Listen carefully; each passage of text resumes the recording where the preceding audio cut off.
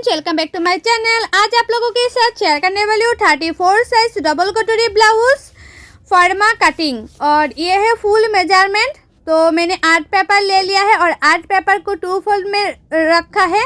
और पहले कटिंग करूँगी बैक पार्ट। तो बैक पार्ट का लेंथ है 15 इंच। ये नॉर्मल जो ब्लाउज होता है उसका मैंने मेजरमेंट लिया है।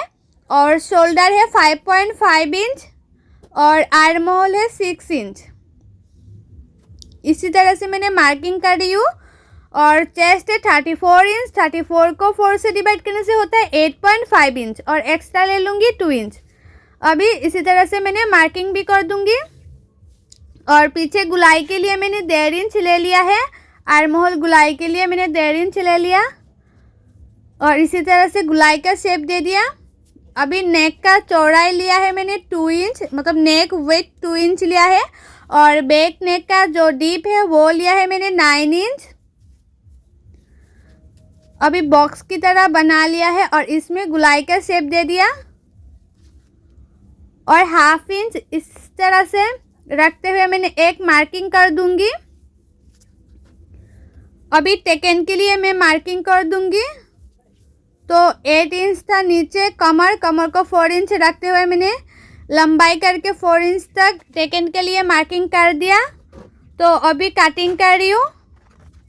और आप लोग ये जो मैंने फर्मा कटिंग कर रही हूँ, ये जो नॉर्मल ब्लाउज होता है उसी का मेजरमेंट लेते हुए मैंने 34 साइज़ का कटिंग कर रही हूँ। आप चाहे तो इसी तरह से फर्मा बना के घर में रख सकते हैं। उसके बाद 34 साइज़ का ब्लाउज कटिंग एंड स्टिचिंग कर सकती है। तो हो गया है मेरा बैक पार्ट कटिंग करना। अभी फ्रंट पार्ट के लिए कटिंग करूँगी। तो फ्रंट पार्ट के लिए जो लेंथ है वो 1 इंच ज़्यादा ले लूँगी मैं, क्योंकि नीचे जो बेल्ट होता है बेल्ट को फोल्ड करने में 1 इंच चले जाएगा। और शोल्डर है 5.5 इंच और आर्म होल है 6 इंच। जैसे बैक पार्ट में लिया था आर्म होल और शोल्डर इतना ही होगा। और चेस्ट है 34 इंच। 34 को 4 से डिवाइड करने से होता है 8.5 इंच और एक्स्ट्रा ले लूँगी 2 इंच। तो मेरा मार्किंग करना हो गया है, आप लोग देख सकते हो। इसी तरह से मैंने मार्किंग कर लूँगी। और ये है फ्रंट पार्ट। तो फ्रंट पार्ट गुलाई के लिए मैंने 1 इंच ले लूँगी। तो इसी तरह से मैंने गुलाई का शेप दे दिया है। और नेक का चौड़ा है 2 इंच और फ्रंट नेक का डीप है 6.5 इंच। तो मैंने एक बॉक्स की तरह बना लिया है और गुलाई का शेप भी दे दिया। और ऊपर से नीचे तक 11.5 में मैंने एक मार्किंग कर दिया। उसी मार्किंग को मैंने सीधा कर दिया। और कटोरी के लिए मैंने 6 इंच ले लूँगी कटोरी के लिए। और 2.5 इंच ले लूँगी इस साइड से, जो आर्म होल होता है आर्म होल की इसी साइड से सीधा करते हुए मैंने 2.5 इंच ले लिया। और ऊपर से 5.5 में मैंने और एक मार्किंग कर लिया। अभी तीनों मार्किंग को इसी तरह से कटोरी का शेप दे देना है। और जो मैंने 6 इंच लिया था कटोरी को, इसको हाफ करते हुए 3 इंच में मैंने और एक मार्किंग कर दिया। और ऊपर तक 2.5 इंच पे मैंने और एक मार्किंग कर दिया। अभी दोनों साइड में 3 इंच में मैंने एक मार्किंग कर दिया। अभी तीनों मार्किंग को एक साथ जोड़ लिया। और बेल्ट के लिए ऊपर 1/2 इंच ऊपर मैंने और एक मार्किंग कर दिया बेल्ट का शेप देने के लिए। तो मेरा ये मार्किंग करना हो गया है। अभी कटिंग कर रही हूँ। और फर्मा से आप लोग ब्लाउज कटिंग करेंगे तो जो फैब्रिक होता है अस्तर का फैब्रिक या मेन फैब्रिक ब्लाउज का, वो बहुत ही कम लगती है और टाइम भी बहुत ही कम लगता है। और बहुत आसानी तरह से भी आपका जो ब्लाउज है वो कटिंग करना हो जाती है। तो मेरा जो बेल्ट है वो हो गया है। और मैंने लिख भी लिया है 34 साइज़। और जो कटोरी है कटोरी को एक्स्ट्रा कर लूँगी कट करके। हमें सिर्फ कटोरी का बड़ा करना है, बेल्ट पार्ट और जो कटोरी के ऊपर का पार्ट है वो बड़ा करना नहीं है। सिर्फ ये दोनों पार्ट हमें बड़ा करना है। तो उसको मैंने पेपर के ऊपर रखते हुए इसी तरह से मार्किंग कर लिया, आप लोग देख सकती हो। तो मेरा मार्किंग करना हो गया है। अभी ये साइड से 1 इंच और ये साइड से 1 इंच और ऊपर से 1/2 इंच और ये साइड से भी 1/2 इंच और नीचे से 1.25 इंच पे मैंने और एक मार्किंग कर दूंगी।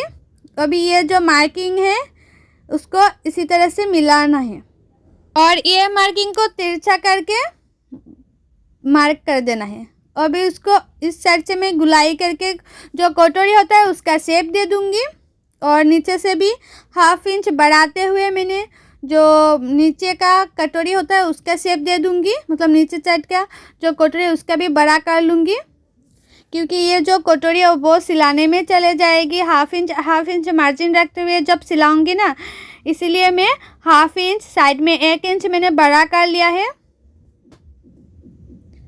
तो हमारा जो फर्स्ट कटोरी है वो रेडी हो गया है। अभी इसको मेजरमेंट लेते हुए मैं नेक्स्ट कटोरी बनाऊंगी। तो मेजरमेंट इसी तरह से लेना चाहिए। तो हमारा आई है 8.2 इंच और उसका जो लंबाई है वो मैंने 4 इंच में लिया है और उसका चौड़ाई ले लूँगी 8.2 इंच। अभी उसको इसी की तरह बॉक्स बना लूँगी और ये साइड में 1 इंच और ये साइड में 1 इंच और नीचे से 1/2 इंच और नीचे से जो 1/2 इंच लिया है वो बेल्ट की तरफ होगा, नीचे जो बेल्ट होता है उसको उसी की तरफ। और जो फर्स्ट कटोरी है, कटोरी को इस तरह से रखते हुए आप लोग शेप दे सकती हैं। तो इससे शेप बनाएंगे तो बहुत ही अच्छा होगा। तो अभी कटिंग कर रही हूँ।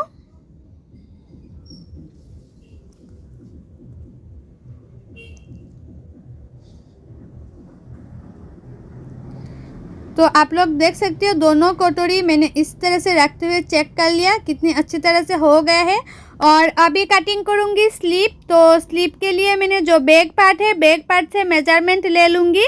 तो ऊपर से 1/2 इंच छोड़ते हुए मेजरमेंट लेना है क्योंकि 1/2 इंच तो सिलाने में चले जाएगी शोल्डर। तो उसका स्लीप का लेंथ आई है 9 इंच। तो मैंने 9 इंच ले लिया है और आप लोग जितना चाहे इतना स्लीप का लंबाई ले सकती हैं।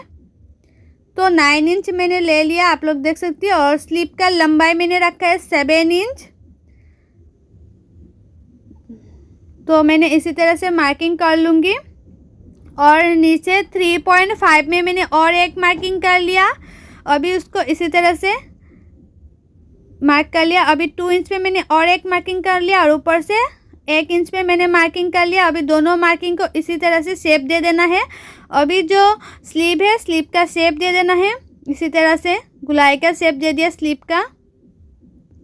और स्लीव जो फ्रंट साइड और बैक साइड का जो गैप होता है वो 1/2 इंच का गैप होता है, मतलब फ्रंट साइड में 1/2 इंच ज़्यादा काट होता है।